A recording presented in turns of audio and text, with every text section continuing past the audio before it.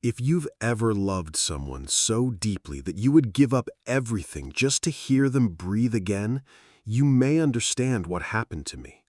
My wife, Emily, was lying inside an emergency room fighting for her life, while I stood outside with almost no money and no idea how I could save her. I had no wealth to fall back on.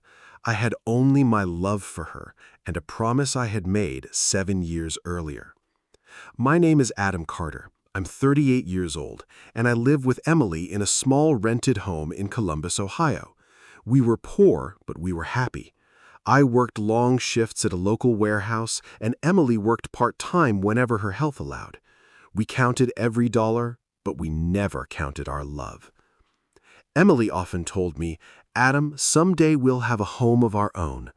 I would smile and say, "Wherever you are is home to me." Then, one cold evening, my phone rang.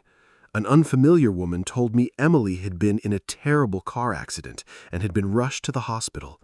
I drove there in a panic. A doctor met me outside the emergency room. "Your wife has serious injuries to her head and chest. We need to operate immediately." "Will she survive?" I asked. The doctor hesitated. "We're going to do everything we can." Through the glass, I saw Emily lying unconscious beneath a blanket of hospital lights. Machines surrounded her. The sight broke something inside me. Then the hospital administrator told me how much the treatment could cost. The number was more money than I had ever possessed. "I'll get it. Just save her." I withdrew every dollar from our savings. Then I sold our car. It was one of the few valuable things we owned, and Emily loved it, but I didn't hesitate. I sold our television, electronics, furniture, and the jewelry I had bought Emily for our 5th anniversary. I borrowed everything I could from friends, relatives, and my employer. Still, it wasn't enough. That night, a nurse rushed toward me.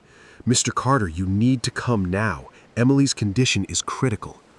I followed her down the hallway, my heart pounding. As I watched doctors surround the woman I loved, one terrifying thought entered my mind.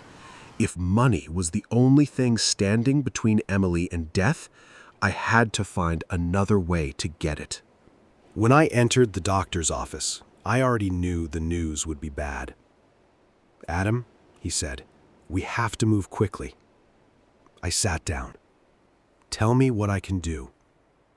He explained that Emily needed urgent treatment, and the remaining cost was still far beyond what I could afford. I looked at him desperately. "What if I donate one of my kidneys?" The doctor immediately shook his head. "Adam, you cannot put your life at risk because you're desperate. Organ donation is a serious medical decision, and selling an organ is not a legal solution." I lowered my head. "I know. I just don't know what else to do."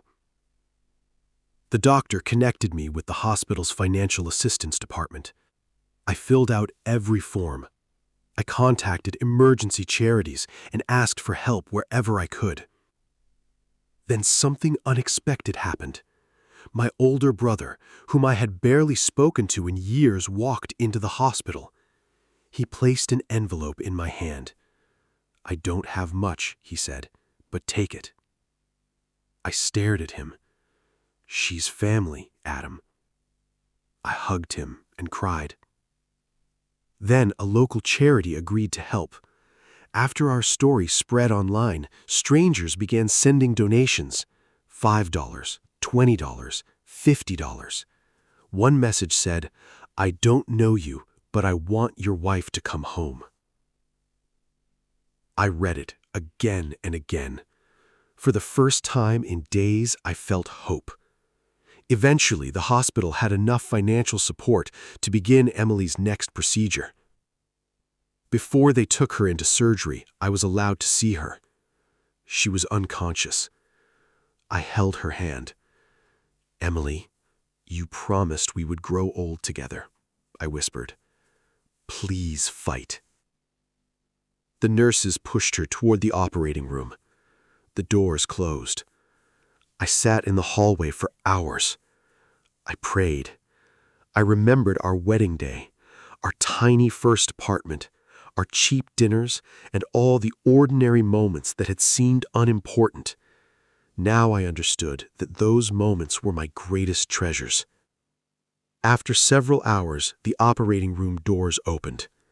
The surgeon walked toward me. I stood immediately. "The surgery went well," he said, "but she's still in critical condition, but we stabilized her." "Will she live?" "We believe she has a good chance." I covered my face and cried.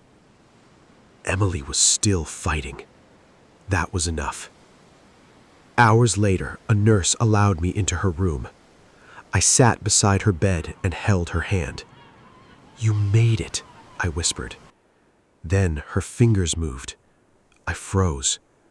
Her eyes slowly opened. She looked at me. "Adam." "I'm here." Tears rolled down her cheeks. And in that moment, I realized something. I had spent days trying to save Emily, but she had given me reason to keep fighting too. Our battle wasn't over, but for the first time since the accident, I believed we might actually make it through. When Emily opened her eyes, I felt as if someone had given me my life back. I held her hand. "You're safe," I whispered. She looked around the room and then at me. "You stayed?" I smiled. Where else would I go? Over the next few days, Emily learned how much I had sacrificed. She found out that I had sold our car, emptied our savings, and sold almost everything valuable in our home. Then she asked the question I had hoped she would never ask. "Adam, did you really think about selling one of your kidneys?" I looked down. Yes. Tears filled her eyes. "Why?" I held her hand. "Because I couldn't imagine a life without you." She shook her head. "You could have ruined your own life." "I know," I said, "but you are my life." She cried. Then she whispered, "I don't need your kidney. I need you." Her words changed the way I understood sacrifice. I realized that love wasn't about destroying yourself. It was about giving everything you could while still protecting the person you loved and yourself. Emily spent several more weeks in the hospital. Her recovery was slow. She had to learn how to walk properly again, and even small movements caused pain. I stayed beside her whenever I wasn't working. We were still deeply in debt, but every time I saw her take another step, I felt richer than I had ever felt before. Eventually, Emily was strong enough to come home. Our house looked almost empty. The television was gone. The furniture was gone. Most of our belongings were gone. Emily looked around and smiled. "We're home." I took her hand. "Yes, we are." 1 year after the accident, Emily was almost completely recovered. We still lived simply. I still worked long hours. We still watched every dollar. But I no longer measured my life by money. One evening, Emily rested her head on my shoulder. "Do you regret what happened?" she asked. I thought for a moment. "I hate what happened to you," I said. "I hate the pain and the fear, but I don't regret fighting for you." She smiled. "You saved my life." I shook my head. "No, we saved each other." She looked at me. "You gave me something worth fighting for," I said, "and you taught me that love isn't measured by what we own." That night, I finally understood something. A person can have millions of dollars and still be poor if they have nobody to love. And someone can have almost nothing and still be rich if they have a person who refuses to leave their side. My name is Adam Carter. I'm still not a wealthy man. I still work hard for every dollar.